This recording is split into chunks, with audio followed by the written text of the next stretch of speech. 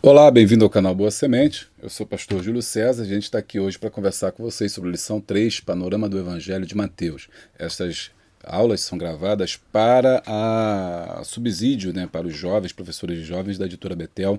Nossa revista é a revista Conectar Mais. O plano de aula você baixa aqui embaixo gratuitamente. Também tem o número do nosso canal no Zap, é onde você vai receber esse material gratuitamente, tá bom? Então não é cópia da revista, é um trabalho que nós fazemos para poder dar subsídio aos professores de EBD, sobretudo dos jovens.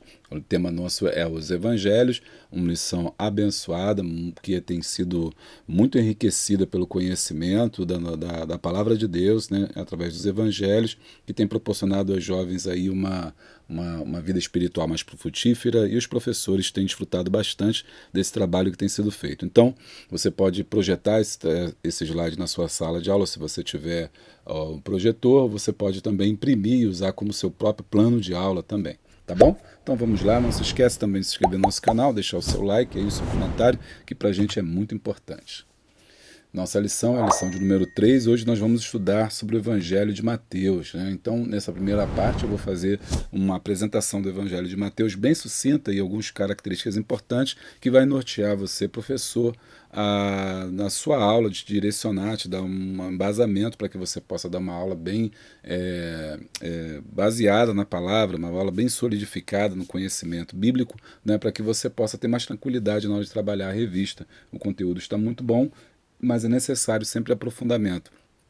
Por isso eu quero também compartilhar com vocês o vídeo que nós já fizemos sobre os evangelhos. Ali eu faço dos 4 evangelhos, nesse vídeo já está no canal Boa Semente, já você encontra na nossa playlist, ali onde eu falo sobre os 4 evangelhos, as principais características. É muito bom você dar uma olhada nesse vídeo. Se você não assistiu, ele é curtinho, vale a pena você assistir, para que quando a gente for estudando os evangelhos, já estudamos já Lucas semana passada, e hoje vamos estudar Mateus, daqui a pouco vamos estudar também João. Isso aí vai te dar bastante subsídio, né, bastante base, conhecimento para você trabalhar nas suas aulas, trazendo muita segurança. Então deixa eu falar aqui rapidamente sobre Mateus. Eu preparei algum material bem simples, mas muito importante. São as principais características do livro, né? A autoria data de 60 a 65 a.C. Alguém me perguntou lá no outro vídeo sobre por que a revista fala de uma data e eu falei de outra data. Porque não existe uma data certa para a escrita desses evangelhos. Tá? Eles não têm a data de inscrição, não são livros que têm a data de inscrição. Então, o que os historiadores fazem é aproximar as datas. Por exemplo, eu digo que foi escrito, né, de 60 a 65 depois de Cristo. Mas não há aí uma certeza em relação a isso, então por isso é aproximado. Então você vai ver num autor dizendo de 60 a 65, você vai encontrar de 63 a 68. Isso não importa. O importante é que todos eles, né, coadunam com a ideia de que foram escritos antes do ano de 100 depois de Cristo, né? O Evangelho de Mateus, então, é escrito logo no ano 60 a 65, ou seja, na segunda metade já dos 100 primeiros anos depois da morte de Jesus Cristo. Isso é muito importante porque mostra que eles são bem antigos, são documentos extremamente antigos. Então, por isso que eu botei aqui a data aproximada, 60 a 65 anos depois de Cristo. Você sabe que não tem uma data certa, mas é importante você entender que eles são muito antigos. Destinatários são os cristãos judeus. Isso vai ser falado durante a revista, né? Vai ser falado muito sobre isso, que Mateus escreve para os judeus. Inclusive eu já falei isso desde a primeira lição. O propósito do livro é provar que Jesus é o Messias, tá? É provar que Jesus é o Rei eterno. Então isso você vai encontrar muito aqui na nossa lição e ao longo do livro de Mateus, o Evangelho de Mateus. Era mostrar para os judeus que aquele era o Messias prometido. Por isso ele vai sempre buscar um reforço para aquilo que ele diz, né? Através das profecias do Antigo Testamento, a profecia dos profetas, nos livros proféticos. Ele vai estar sempre fazendo uma referência, como se dissesse: olha, tá vendo o que disse o profeta Isaías? Olha, se cumpriu em Jesus. Olha o que diz aí Miqueias, né? Se cumpriu em Jesus. Então tudo isso, eles têm muito esforço para tentar mostrar como é que o que os profetas haviam dito sobre o Messias se cumpriu em Jesus. O esboço do livro a gente pode dividir em 3 partes. O nascimento e a preparação de Jesus, do capítulo 1 ao capítulo número 4. A mensagem e o ministério de Jesus, do capítulo 12 ao 46, e a morte e a ressurreição de Jesus Cristo. Mateus é o autor desse livro, também chamado de Levi. Ele era um cobrador de impostos. Jesus encontra ele cobrando impostos, e naquele momento ser cobrador de impostos era algo muito ruim, porque ele era visto como um traidor do povo judeu, uma vez que esses impostos eram para o Império Romano, que dominava Israel.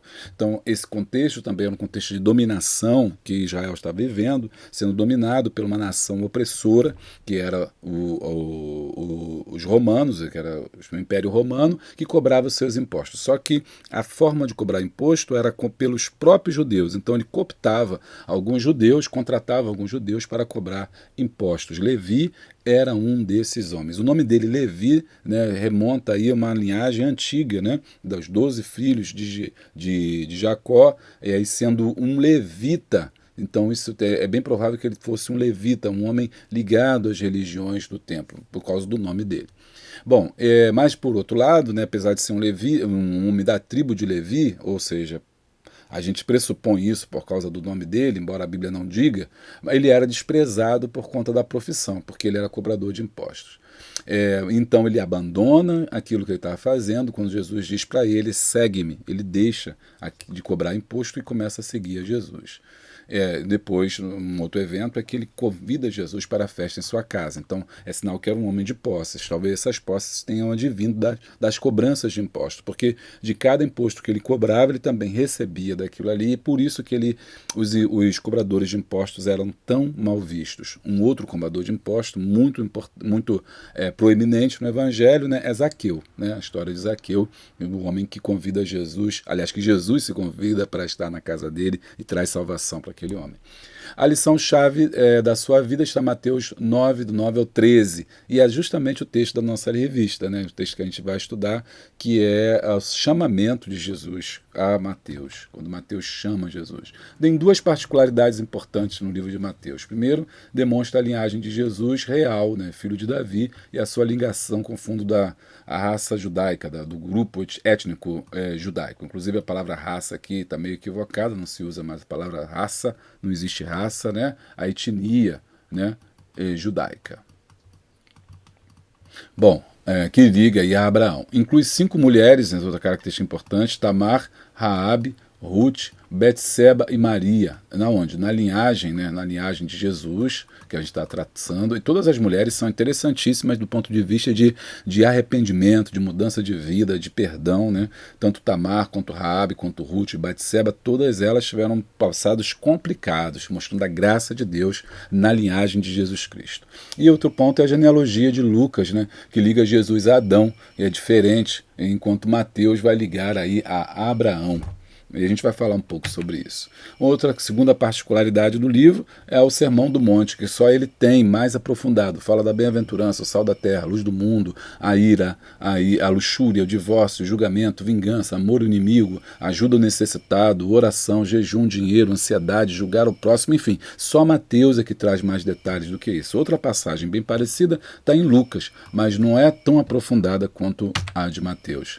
As particularidades de Mateus também é que ele chama, o único lugar onde você tem o evangelista falando sobre igreja, Mateus 16, 18, pois também eu te digo que tu és Pedro, e sobre esta pedra edificarei a minha igreja. A palavra igreja significa eclésia, né? Eclésia, que significa tirados para fora, chamados para fora. Só em Mateus você tem esse termo. Outra passagem, Mateus 18, 17, diz: e se não escutar, diz-os a igreja. E se também não escutar a igreja, consideram como gentio e publicano. Agora que você já tem um plano geral, vamos ao nosso texto da lição, né? Os objetivos são conhecer o autor do Evangelho, a gente já falou lá na frente, entender o contexto do propósito de Mateus e enumerar os eixos temáticos de Mateus. Então entenda que ficou muito mais fácil quando a gente já faz esse grande resumo ali, e você já falei para vocês de todas essas particularidades que a revista vai abordar. Agora vamos ver isso ao longo, né, da passagem, ao longo da revista, onde que se encaixa cada conhecimento que eu já passei para você aí no subsídio ao professor. Aqui está o texto que eu falei com vocês, Mateus 9, do 9 ao 13, que é justamente o chamamento aí de Jesus, quando ele chama Mateus para largar aquilo que ele estava fazendo, estar na banca ali com muitos publicanos, e Jesus então chama para poder ser ali um discípulo de Cristo. Continuando, tópico de número 1. Antes do tópico número 1, vamos falar da leitura semanal. Não esquece de dar uma olhada na segunda Mateus 1, 21, o nome de Jesus Salvador, né, quando é revelado a Maria, através do anjo, qual é o nome dele, seria Jesus Salvador. Terça, Mateus 16, Jesus é Cristo Filho vivo. Quarta, Mateus 7, 29, Jesus ensinava com autoridade. Ele tinha moral para poder falar, diferente dos fariseus. Mateus 12, 1 ao 8, Jesus como Senhor do sábado, quando ele cura aquele homem e se mostra como o sábado, que é, na verdade, o descanso. Introdução. O Evangelho de Mateus nos convida a entender a validade das profecias messiânicas, pois em todos os acontecimentos na trajetória de Jesus percebemos o cumprimento das profecias nos mínimos detalhes. Qual é o ponto-chave? Anota aí. O Evangelho de Mateus revela o Messias profetizado pelos profetas. 1. O conceito messiânico no Antigo Testamento. Então, no Antigo Testamento, encontramos profecias que dão aí origem ao perfil desse homem esperado. A palavra Messias significa ungido. Então, eles aguardavam alguém que fosse ungido. O que significa ungido? Escolhido, né? Que vem do hebraico Meshihá, né? Que significa ungido, derivado de Machá, ou Mexia, que quer dizer ungir. Foi o título dado a Jesus, o Salvador esperado pelo povo judeu. Bom, só que o povo judeu não viu, não percebeu que ele era o Messias. Seus olhos estavam vendados, né, pelo pecado, a ponto deles não compreenderem esse Messias. E por que eles não compreendem? Porque eles esperavam um Messias que fosse poderoso, bonito, forte, robusto, que viesse libertar o povo de Israel da opressão que eles estavam sofrendo por conta do Império Romano, que cobrava imposto, que subjugava a nação de Israel. Eles entendiam que as Escrituras falavam de um Messias que viria libertá-los politicamente, economicamente, socialmente. Mas o reino desse Messias, nosso Jesus, não era um reino terreno, era um reino espiritual. E eles, não compreendendo isso, terminaram por matar a Jesus. Então, Mateus escreve justamente para demonstrar quem era esse Messias que eles não entenderam, não compreenderam, e que se através do Espírito Santo poderiam ler nas Escrituras e saber que ele era o ungido. 1.1. Jesus como a semente da mulher. Essa é a primeira profecia que o autor destaca aqui para a gente. Gênesis 3,15. Porás inimizade entre a tua semente, né, e a semente da mulher. Essa lhe ferirá o calcanhar e tu lhe ferirá a cabeça, esmagará a cabeça. Né? Então, essa é a maior profecia dessa passagem, que Mateus ele recupera isso. Uma outra profecia também que falava sobre o Messias, é muito conhecida, Mateus 7,14, dizendo que a virgem conceberá, né, que era já um milagre. Jesus entra na história através do ventre de Maria, tornando-se um homem com todas as características inerentes ao ser humano. Mateus registra e conecta o nascimento de Jesus com a profecia que dela foi feito, que falamos antes. Este evento é uma evidência de que Jesus era o Filho do Homem. Então, aqui você vê que Mateus tem esse esforço de conectar, né, o que ele diz com as profecias que foram ditas sobre Jesus. 1.2. Jesus, o rei do trono de Davi. Uma outra característica é que esse Messias viria da linhagem de Davi, e por isso Mateus faz essa alusão a Davi e a permanência do seu trono. Salmo 8, versículo 3 e 4. Seu reino não terá fim. O profeta Jeremias também fala sobre isso, sobre o reinado de Davi, né, do rebento de Davi. Rebento é renovo, né, é bruto, né, é alguém que sai de. Então, alguém que sairia, que viria da linhagem de Davi. Ela está lá em Jeremias 33, 14 e 15. Quando Jesus nasce, surge então essa esperança do rei libertador que voltaria para reinar sobre o seu povo. E o que sabemos, segundo o autor, pelas Escrituras, é que o reino de Cristo será universal. Salmo 72, 8. E que as bases do seu trono são justiça e juízo. Salmo 89:14. Muito bem, tá gostando aí? Ó, deixa o like, dá o glória, deixa o like, dá o glória. Qual é o ponto importante? Uma outra profecia, Daniel 2:44, a profecia resultando que dos céus levantará um reino que não será jamais destruído. Este reino não passará para outro. A interpretação fala claramente sobre o reino que será estabelecido por Cristo quando vier em grande poder e glória. Isso é o reino, é a parte do milênio. Não é agora, é o reino do milenal de Cristo, em que Cristo reinará de fato. Por enquanto ele reina, mas espiritualmente. Nós percebemos o reino. Vamos falar sobre isso mais tarde. Refletindo, o maior erro dos discípulos de Jesus foi achar que seu reino era terreno e temporal, ou seja, que aquele reino era da terra, que Jesus iria fazer mudanças no sistema econômico, político e social, quando Jesus estava falando da espiritualidade. No tópico 2, ele lida sobre a expectativa do rei para os judeus. Então, os judeus esperavam esse Messias. Né? Após o período de dependência nacional, com o período dos Macabeus, do ano 164 a 65, os judeus agora estavam sob o regime de Roma. Neste ambiente conflituoso, houve esperança de que o Messias viesse para livrá-los do jugo do Império Romano, sendo assim o Messias político. No tópico 2, vamos ver então o que eles esperavam e por que eles não creram nesse Jesus, porque eles tinham uma visão enviesada sobre as Escrituras.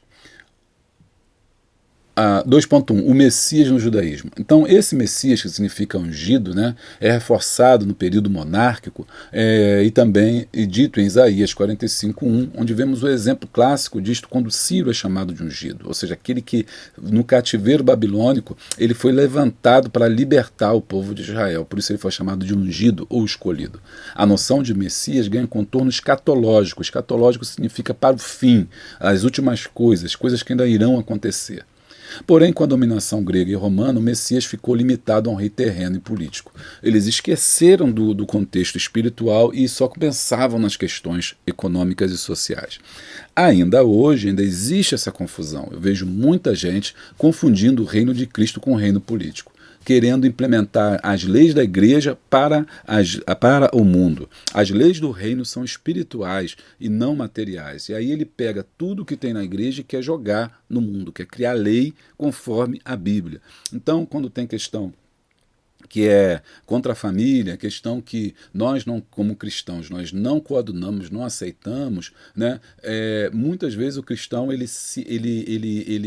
entra nessa seara querendo implementar as leis divinas sobre o mundo, e isso está errado. O reino de Cristo não é terreno. Toda essa revista mostra isso. Nós estamos vivendo um reino espiritual. Então é errado quando a gente quer impor sobre o mundo, por exemplo, casamento de homossexuais. Aí o pastor vem e fala, não pode, vamos fazer lei para proibir o casamento de homossexuais. Gente, isso não tem nada a ver. O mundo é o mundo, a igreja é a igreja. Nós não aceitamos essa prática, nós não coadunamos com isso, nós não iremos fazer nenhum tipo desse casamento, mas nós também não podemos impor sobre o mundo as leis do reino espiritual. Está entendendo? Então aqui está mostrando justamente isso, que o reino de Cristo é um reino espiritual. E vamos falar mais sobre isso, né? Um dos maiores problemas é quando conceituamos Cristo a partir da nossa necessidade. Eu não estou aqui, o autor que está dizendo, eu estou só corroborando e trazendo para você, abrindo seus olhos sobre essa lição. Foi justamente isto que a teologia da prosperidade fez. Criou um Deus de Deus, do Senhor e Salvador. A Bíblia diz que Deus é o Senhor de toda a terra. Esse é um grande perigo, quando nós conceituamos Deus como nós entendemos. Hoje você tem o Cristo guerreiro, né? O Cristo guerreiro, o Cristo da guerra, o Cristo da arma, o Cristo belicoso, o Cristo da arminha, o Cristo, né? Você tem o Cristo vingador, que é aquele que vai matar, que vai punir, justiceiro, tem o Cristo justiceiro, que por exemplo, é contra todas as religiões, ele destrói os outros templos, destrói os outros deuses. Esse Cristo não é o Cristo que nós cremos, né? Nosso Cristo, ele é espiritual, ele traz o amor, ele traz a fé, ele não é o Cristo segundo as nossas necessidades. Ele é o Cristo que veio para a nossa necessidade espiritual de salvação, né? E olha como é que está gostoso. A gente vai sentindo e vai percebendo como é que o Espírito Santo vai falando. Vamos continuar. Mateus 2:2. Então, quem era esse Cristo, né? Quem era esse Jesus que eles não entenderam? Em seu relato, Mateus mostra o momento em que Cristo pergunta aos discípulos sobre a verdadeira identidade de Cristo. E por que Jesus pergunta? Porque o povo começa a ficar confuso, porque ele nunca disse abertamente que era o Messias. Então, dentro de uma dúvida, levanta-se uma turba, um tumulto no meio dos discípulos, depois de um discurso grande e duro de Jesus sobre o divórcio, falando que aqueles que quisessem entrar no reino espiritual não poderiam ali se deixar levar pela questão do divórcio. Aí Jesus faz bem claro isso. Olha, Moisés deu a carta de divórcio, deixou que isso acontecesse por causa da dureza dos vossos corações. Mas o meu reino espiritual, aqueles que quiserem fazer parte da igreja, deverão fazer diferente. Então muita gente se decepcionou e aí Jesus pergunta a Pedro, Pedro, o que as pessoas estão dizendo que eu sou? Quem que eles acham que eu sou? Né? Esta pergunta é feita depois de 3 anos andando com seus discípulos. É impressionante que se não fosse uma ação reveladora de Deus, porque foi o Espírito Santo que revelou a Pedro, né, eles não saberiam a resposta. Precisamos nos policiar para não correr o risco de andar com Jesus e não saber de fato quem ele é. Opa, tem muita gente na igreja que anda com Jesus e não sabe quem ele é. Bom, a fala de Pedro foi adicionada pelo Espírito, dizendo: Tu és o Cristo, o Filho de Deus vivo. Só Mateus tem essa referência. Mateus 16, versículo 16, a revelação do Espírito Santo. Né? Outra revelação também importante que de Mateus traz é quando Jesus é batizado. Mateus 3,17, onde o Pai fala, brada do céu: Este é o meu Filho amado, em quem me comprazo. Aleluia. E essa passagem, Mateus 16, 15, né? E vós quem dizeis que eu sou, e Pedro diz: Tu és o Cristo. Cristo aqui, ó, Salvador, ungido. Tu és o Messias, o Filho do Deus vivo. Aleluia. Louvado seja o nome do Senhor. Mateus salienta que este Messias sentará no trono da sua glória. Mateus 25, 31. Isso aqui é escatológico, né? É para o fim, é para o tempo do fim. Escatologia, tempo do fim. Estudo do tempo do fim, escatologia, né? Escatos, tempo, né? E logia, estudo. Ok? Estudo do fim. Escatos é tempo do fim. Então, na escatologia, Jesus se assentará, ou seja, é futuro. Em seu discurso, Jesus afirma que o seu reino não é deste mundo. Ainda bem que está sendo privado isso, não pode esquecer. No momento da sua crucificação, encontramos a sua inscrição colocada na sua cruz, dizia: Jesus, Rei dos Judeus. Embora no presente momento o reino seja espiritual, retenhamos a certeza de que um dia ele será real e eterno. O que a igreja vive hoje é o reino, vive no reino espiritual de Deus. Por que o reino está entre nós? Porque temos alegria, paz, amor, santidade, gozo no Espírito Santo, cura divina, libertação. Temos tudo isso que o reino tem de Deus espiritual, né? Mas fisicamente ainda não foi ainda incorporado. Mas nós já vivemos aquilo que Deus deixa que nós possamos perceber, né, o que Deus tem preparado para nós. Nós usamos muito um pouquinho, né, dessa magnífica obra que é o reino de Deus que está entre nós, em mim e você. Nós somos súditos desse reino espiritual já em terra, já em vida. Amém?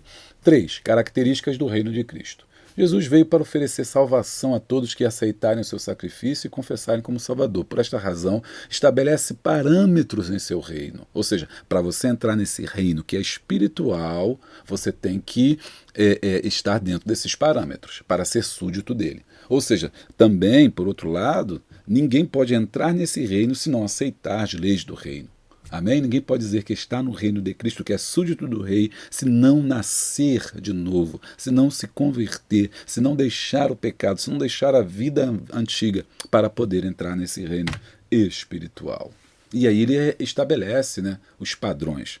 Antes disso, quero falar com você, se você não fez o curso ainda, faça o curso de professor de escola bíblica dominical. Você gosta dessa aula? Está sendo bênção para você? Você também quer ser um bom professor? Então faça o curso, você vai aprender bastante. São 6 aulas ali, tudo online. Nessa pandemia, a melhor coisa que tem, certificado no final. Ainda tem lá um presentinho para você, para todo mundo que fizer a sua inscrição agora. O link está aqui embaixo. Bom, nesse tópico 3, como eu estava dizendo, as características desse reino. Quais são as características? Primeiro, ele é espiritual de aplicação prática. Ou seja, ele não é espiritual que fica só no espírito. É espiritual, mas tem aplicação prática, ou seja, de vida.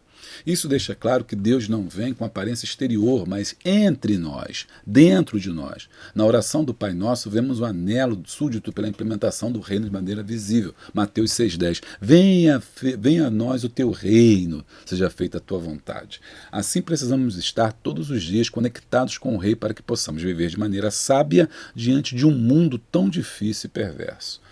3.2. Um reino onde impera o sobrenatural. O Rei dos Reis, Jesus Cristo, rege o seu reino com poder e autoridade. Mateus faz questão de relatar os milagres efetuados pelo Rei Jesus. Ele ensinava com autoridade, Mateus 7,29. Tinha poder sobre a lepra, Mateus 8,1,4. E evidenciou seu poder e domínio sobre os demônios, Mateus 8,24 e 30. Seu poder em surpreender as leis da gravidade, andando sobre as águas, Mateus 14, 22 e 36, bem como na multiplicação dos alimentos. Aleluia! Bom, a aplicabilidade desse reino, né, é que no reino de Deus essas leis naturais são suspensas e o sobrenatural de Deus acontece. Ou seja, a cura, que é a quebra do natural, né? A milagre é a quebra do natural. A salvação é a quebra do natural. Então o rei exige de seus súditos o exercício da fé. Para nós, ao entrarmos nesse reino, gozarmos desse reino, precisamos de fé. Deus nos chama para viver um tempo de sobrenatural, de milagres. Você crê nisso? Em meio às descrenças e à dúvida de muitos, somos chamados para experimentar o reino de Deus em nossa vida. Então nós podemos reinar com Cristo ainda em vida. Não é um reino político, não é um reino econômico, é um reino espiritual evidenciado dentro de nós. Louvado seja o nome do Senhor Jesus. E agora eu tenho aqui na conclusão, né, é importante entender que Jesus é o nosso Rei e saber que temos um Senhor que fazemos parte e que fazemos parte de um reino celestial e que nossa vida precisa ser devotada inteiramente a Ele. Maravilha! Louvado seja Deus. Eu ensinei que, né, que é o ponto final, né? O que você ensinou? O que quando terminar você tem que pensar? Reconhecer o Messias de Cristo é garantia de uma vida eterna e um reino que não terá fim. Lindo isso, poético. Anota aí, escreve aí. Esse slide você pode passar na sala de aula, vai ser muito bom. No final da revista tem uma parte só sobre para o educador, né? Que é mais ou menos aquilo que eu falei. São mais alguns subsídios, mas aquilo que eu falei lá no começo sobre dar mais subsídio para você, dizendo quem escreveu, quando escreveu e as principais características do livro de São Mateus. E aí eu trouxe algumas que ele traz para a gente, que eu quero falar para você. Por exemplo, 50 vezes aparece a palavra governar. Né? Isso é muito importante. Então, a ideia de governo está muito presente para Mateus. A segunda é que ele escreve para os judeus. Nós já falamos sobre isso. Né? E a terceira é que a genealogia começa de Abraão, pai da raça hebraica. De novo, essa palavra raça é um equívoco, tá? Eu coloquei aqui, mas é o autor que usa. É etnia, não se fala raça. Quem tem raça é cachorro. Então, da etnia hebraica. E terminou com José, dando assim a descendência legal a Jesus. Ou seja, uniu o Antigo e o Novo Testamento. Ok? Aqui, ó. A ordem genealógica de Jesus Cristo constitui o vínculo de união entre o Antigo e o Novo Testamento. E o último ponto, quinto, o reino de Jesus não era político, físico ou material, mas sim espiritual. Ou seja, nessa parte aqui do subsídio, ele faz tipo um resumo de tudo que já foi estudado. Complementando, o profeta foca na genealogia de Cristo, onde a criança nasceria da descendência de Davi e remetendo as raízes aos patriarcas de Israel. A profecia se cumpriu em Jesus, o renovo prometido por Deus. Isso está em Isaías 11, do 1 ao 5. Um ramo surgirá do tronco de Jessé, e das suas raízes brotará um renovo. O Espírito do Senhor repousará sobre ele, o Espírito de sabedoria, entendimento, o Espírito de conhecimento, o Espírito de mansidão, 7 Espíritos de Deus. Vale a pena você dar uma olhada nisso. Então, esse é o complementando mais conhecimento ainda para a sua aula ficar top. Top, top, top, top. Eu quero deixar também para vocês aqui um vídeo importante que eu fiz, uma seleção importante chamada Rei dos Reis. Está aqui, você está vendo na tela aí, Rei dos Reis. Tem uma playlist sobre várias mensagens que eu trouxe falando de Jesus como o Rei dos Reis. Por que Mateus chama Jesus de Rei dos Reis? Vale a pena você conferir, viu? Eu vou ficando por aqui, até a próxima, Deus te abençoe, não se esqueça, se inscreva no nosso canal, deixa o like, dá o glória, seja membro do canal, tenha vídeos exclusivos que só você terá direito a ter. Me siga nas redes sociais, julio.cesar_medeiros, meus Facebook, Pastor Júlio César Medeiros, e no YouTube é o canal Boa Semente. O telefone está aqui embaixo para você entrar em contato e pedir o seu plano de aula gratuitamente. Não deixe de visitar nosso site www.juliocesarmedeiros.org. Deus te abençoe. Até a próxima. Paz.